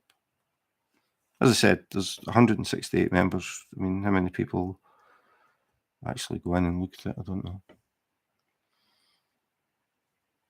Are you thinking of getting Facebook? Yeah, I really have no time for the drama. I mean, it's a hobby. We're meant to be enjoying it. It's not competition. It's not uh, like another one is containers. Like people will argue and argue over what type of containers are the best. To me, they're missing the point. It's a hobby, and you'll find what works for you. The more you see, the more aware you are of things, and you will eventually find something that works for you. And that means it's right. If it works for you, that's it. Yeah, I don't have any time for the drama at all. I'm quite happy to just sit and waffle and chat and see what people talk about and or things that come up, and there's no real purpose to this. It's just sit and have a talk, maybe have a laugh, maybe learn something, maybe not, but go away not angry and just that's fine.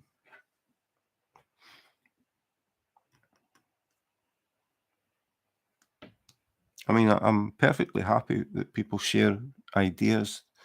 People may have different ideas, but we should be mature enough to be able to talk about them without getting into the stuff that I've seen in other places, especially over trivial stuff. There are much more important things going on in life than which containers are the best, or are square drills or round drills the best, or is this company better than that company? It can just get a bit out of hand at times. I think anyway. Maybe I'm not passionate enough about diamond painting. Maybe that's what it is.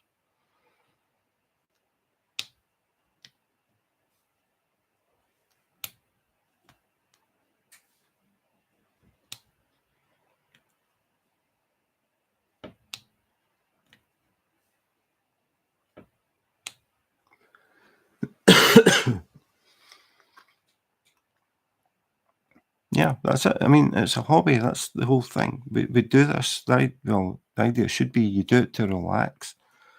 And if you have problems with something, you can reach out and ask people. Okay, I've bought this diamond painting. It's got double-sided adhesive and it's covered in big bubbles. What do I do? That type of thing. And people should be saying, okay, yep, I've had that in the past, and this is what I did, and it worked for me. The problem is, or not really a problem, but it can be if you're totally new and you go in a group and you ask a question, you're going to get 20 different answers. and everybody is meaning good, but it's very confusing for a beginner when people are saying, "No, don't get Tic Tac boxes, they're too small. Don't use Harbor Freights because the drills fall out the back when you open the lid. Um, don't do this, don't do that, or do this, do this, do this." And should I get like, for example, a total beginner, I'm going to buy my first diamond painting. Should I get round or square drills? And then you'll get a whole load of people saying, "I never do square. They're too hard, and they're too this, and they're too that, and the gaps are uneven." And I actually did the opposite, because I looked at a lot of YouTube stuff, and that's what I would recommend to anybody.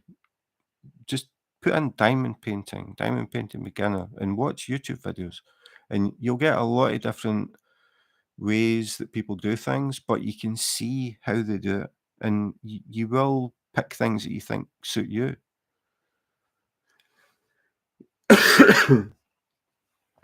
So when I started, I was always hearing that if you want detail in a picture, go for square, and the bigger the better. And I kept seeing it, and I kept seeing it, and I thought, right, I'm going to get a square diamond painting, and I'm going to get a big one. Finally found a picture that I really liked. Found the biggest size I could get. Thankfully, it was only a 60 by 60 because I don't know what I would have done if I'd ordered a 100 by 100. So I ordered this 60 by 60 in square because I wanted detail and I wanted it to look really good, and square were the best. So that's what I did. And then that was the way that I was thinking after I finished that. It was right, I need square. It's always square. It's got to be square because square gives more detail, looks better. And then one time I ordered a diamond painting, didn't look at what it was, and it came it came in round, and I thought, I went and got it in round. I didn't mean to get round, and I thought, it's going to look like crap because it's round. It's not as detailed, and blah blah blah blah. Eventually, I decided to do it. I mean, it sat for a while because I just no, I'm doing square. And then I decided I'm going to do this. So I did the square, and I finished it, and I looked at it, and I thought, there's nothing wrong with that. And then suddenly it clicked that it depends a lot on the picture, and the size is more important than anything. The size of the canvas, the bigger the canvas, the less it matters, whether it's round or square, in my opinion. And the more detailed it is, if you want a really detailed thing, square is better. But it doesn't mean to say that the round isn't going to work either.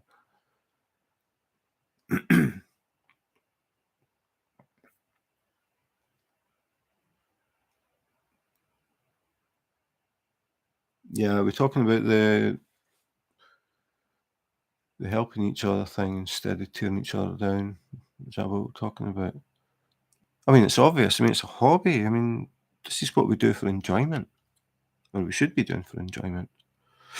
I mean, I'm obviously sitting talking because it's enjoyment for me. I enjoy talking to people. You may have noticed that. Um, so the diamond painting sort of slowed because I'm a guy and I can't multitask. I either talk or diamond paint. I can't really do the two at the same time. But I enjoy talking to people, and I enjoy just learning little things about where people live, that type of thing. Also, people's views on different things about diamond painting. And the idea is that we talk about things, we don't argue about things, we don't debate things, we just give our point of view from our personal experiences.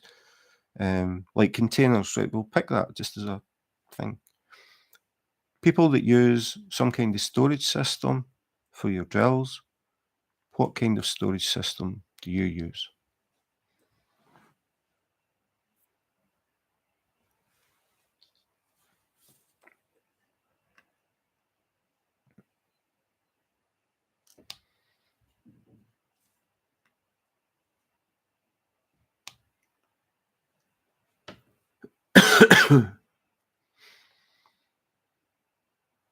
Eight by 105. That's ambitious. I got one from Wish that was basically covered in air bubbles. It was really, really bad. The print was terrible. It was really hard to read it. And a lot of people said to me, "Just bin it." I mean, it was wish, it wasn't expensive, and they said, "Just throw it away and get something else somewhere else." And I decided, no, I want to see like what happens if I try to fix this. And it was fine. When it was finished, it was totally flat. It looked okay. The drills they weren't great. They were pretty dull color wise, but I mean, it looked okay. And I thought, well, okay, that was a really bad, really, really bad canvas. And it still, at the end of the day, looked okay. Okay, Jennifer, thanks for dropping in. Thanks. It was nice to see you. Thank you. Have a good day.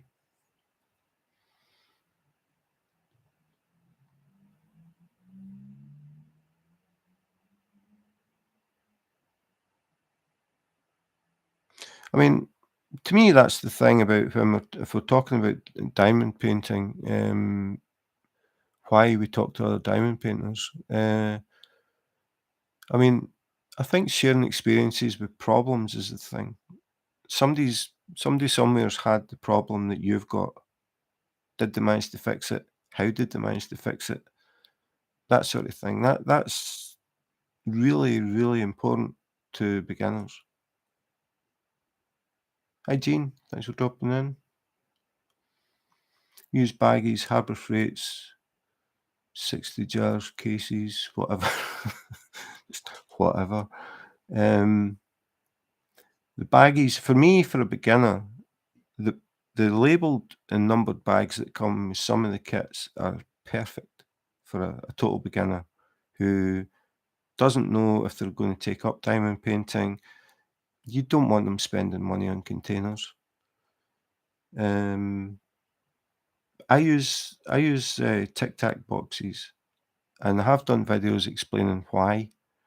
Um, I have Harbour Freight, and I don't use them um, because they don't suit me.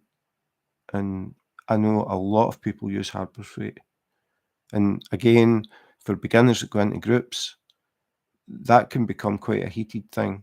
Um, the Tic Tac versus Harbour Freight or versus anything else. So yeah, that's I'm getting outnumbered. Two people use Harbour Freight. For me, they don't work. They take up too much space, and I've finally got it down to a T. What I like, I can fit, as I was saying earlier, everything I need on the table in front of me while I'm working on the diamond painting. I kitted up just under 100,000 drills, had them in containers on the table in one case. I could not do that with Harbour Freight.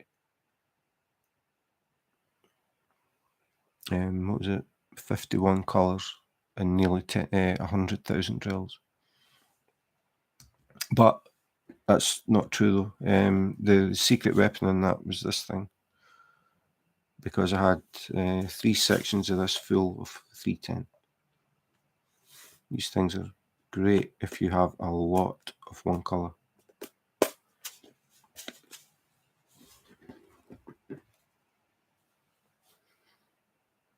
I've got Tic Tac boxes for the old spares, use those drills for craft projects. Yeah, we've got quite a lot of saved drills, and they haven't been used for anything so far.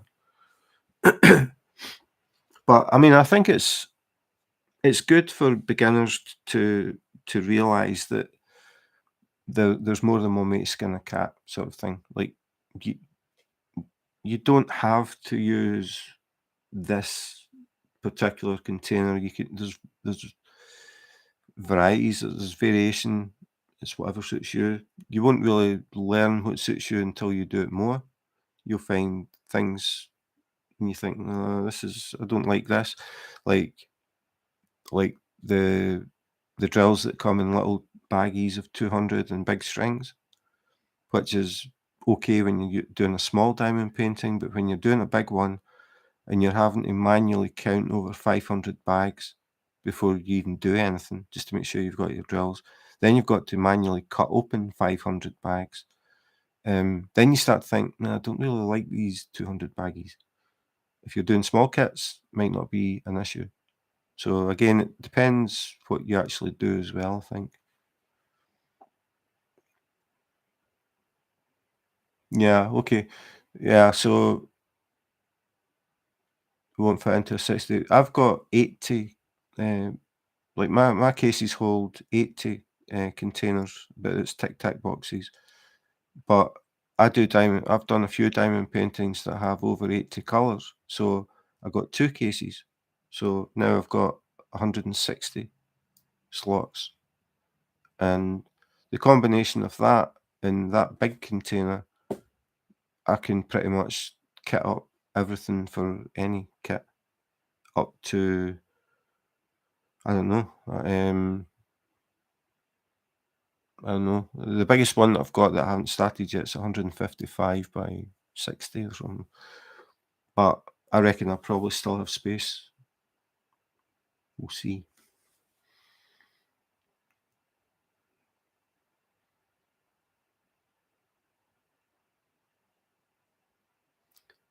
Um, yeah, I was saying that, Gene. We've got tons. I've got thousands of spare 310s, thousands of them, and we've never used them. I think I've actually had to use them like to find like missing drills. Like I've got a kit and I'm short. I think that's happened twice.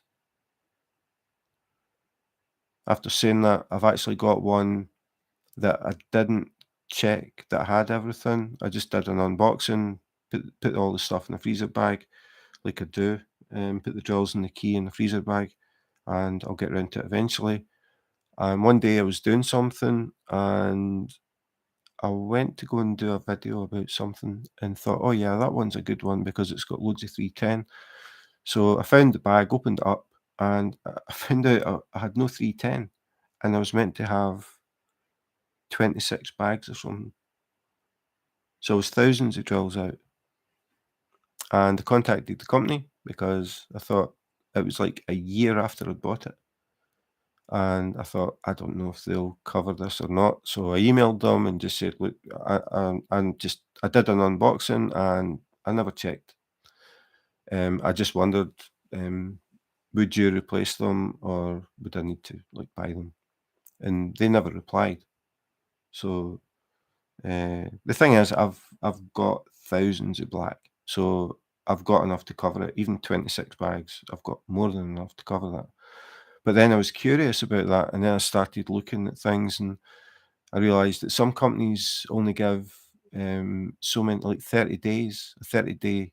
Like after you get it, you've got 30 days to check your canvas, check your drills, make sure you've got everything. Um, if you contact them after that, they won't replace anything for free. Some companies, it doesn't matter. You can have your diamond painting sitting in the box for a year and then find out you're missing something and they'll send a replacement. So that that's where you start looking at different companies. Why would I go with that company? Why would I go with this? Why would I not go for that company? Customer service comes in there as well.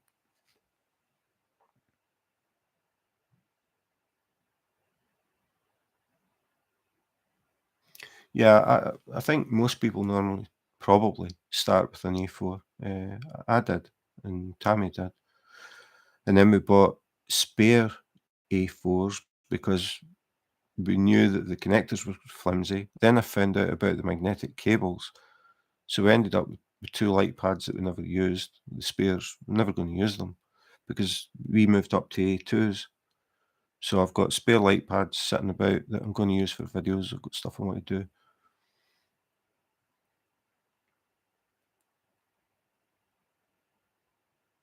Yeah, that's the thing, Don. I mean, even when it's black, you're going to get slight differences in colour.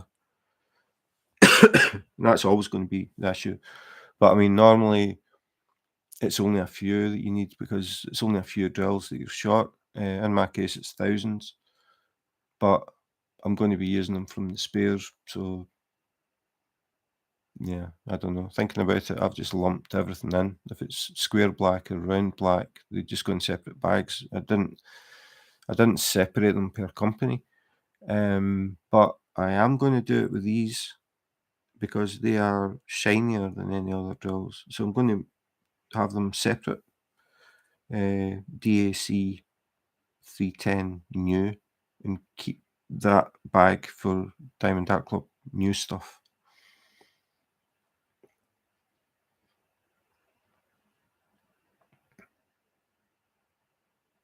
Did you really notice the difference though, Don? Did you finish it and could you really see there was a difference in the black?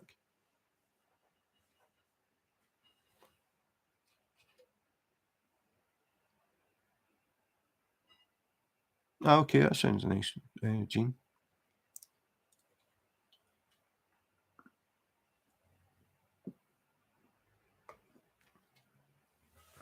Because I know that some people store their extra drills by shade. Like they would have a colour and they get a kit from a different company and it's slightly lighter.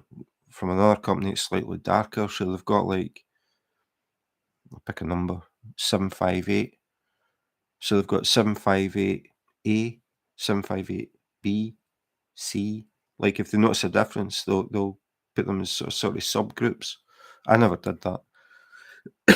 I would just have all 758 together and just pick out the ones that match best to any kit that was shot.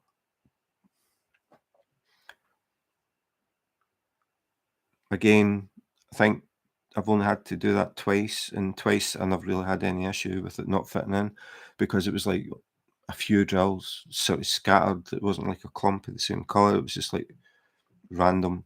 So even if they were slightly different, you never noticed it. Ah, right, okay. Yeah. I mean, black I would have thought would have been the safe bet, but it just shows you. I mean, again, that's something worth knowing.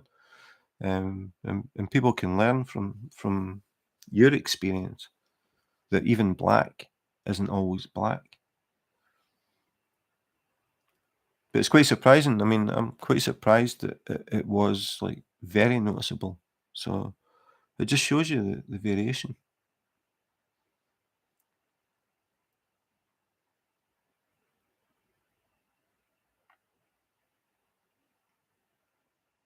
I mean, I don't know what I would do with it. I mean, again, it depends how much you've spent on the diamond painting, but uh, I mean, I would maybe, if I decided there was too much variation in a particular colour, I would probably just order replacements from my guy that I know in England and just say, okay, Mike, look, I need whatever colour and just pay for them. I mean, they're not that expensive, but it's the shipping that costs the money. Ah, okay. Yeah, it's weird. Normally it's the other way around. You notice differences up close, but when you step back, you don't notice it. Was it because of the colour, or was it the shininess of the drills? Like, were some obviously better than others, or was it everything?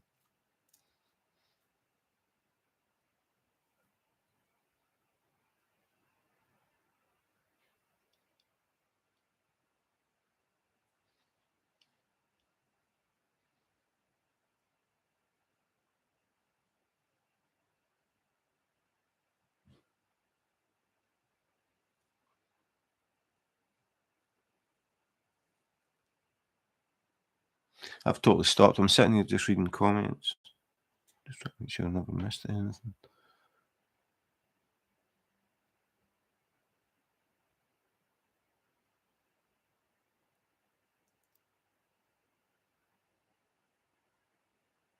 Yeah, I was talking about the white text before, Helen. I found that if you had white text and a light coloured background, didn't really matter, especially yellow. Um, it was really hard to see if you had the light pad on, but I found if you switched the light pad off, it was easier to read.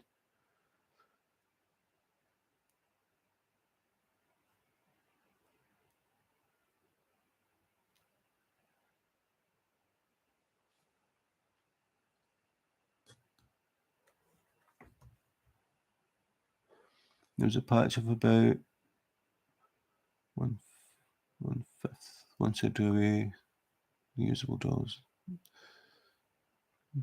Yeah, okay. Yeah, as I said, I would have thought the safest bet out of all the colours would have been black, but there you go. It just shows you. Anyway, I'm going to have to go. I can hear that dinner is almost ready, and I have been on for exactly 2 hours now. How time flies. So thanks very much to everybody that dropped in. It was really nice to get conversations going there and see the familiar faces and some new faces coming in. Some people catching me live for the first time, which is nice. Always appreciate it. People spend a bit of time coming in. I know that everybody's busy. So thanks very much. I hope you enjoyed the chat, and I'll maybe catch you in the next live. If not, I've got an unboxing coming up at the weekend, and it is Diamond Art Club, and that's all I'm going to say. Do you know how many shades? That's because how many times have you washed them, Gene? Yeah, short but sweet, Gene. But thanks for dropping in. It's always good to see you. I need to ask her. I know they got it. Her brother sent a message saying that they got it. She never actually said what they said about it. I hope they liked it. It took her months. I'm sure they did. But I'll ask her. Thanks for the conversation, Don, and everybody else. It always makes a huge difference when people actually comment and we get a bit of a conversation going. And for keeping everything nice and level. Nobody got mad because I use Tic Tac containers and I don't use Harbor Freight. So yeah, it's always nice to just have a bit of a chit chat and be relaxed about it. And thanks for telling me about the black. That was quite a surprise. I can always pass that on somewhere. I'm pretty sure I'm going to steal that bit of information and use it in a video at some point, just when I'm talking about using spare drills. But thanks again, everybody. Enjoyed that. Really nice live for me, anyway. And I'm going to head off and have dinner. So have a good day wherever you are. And in the meantime, take care, be safe, and wash your hands.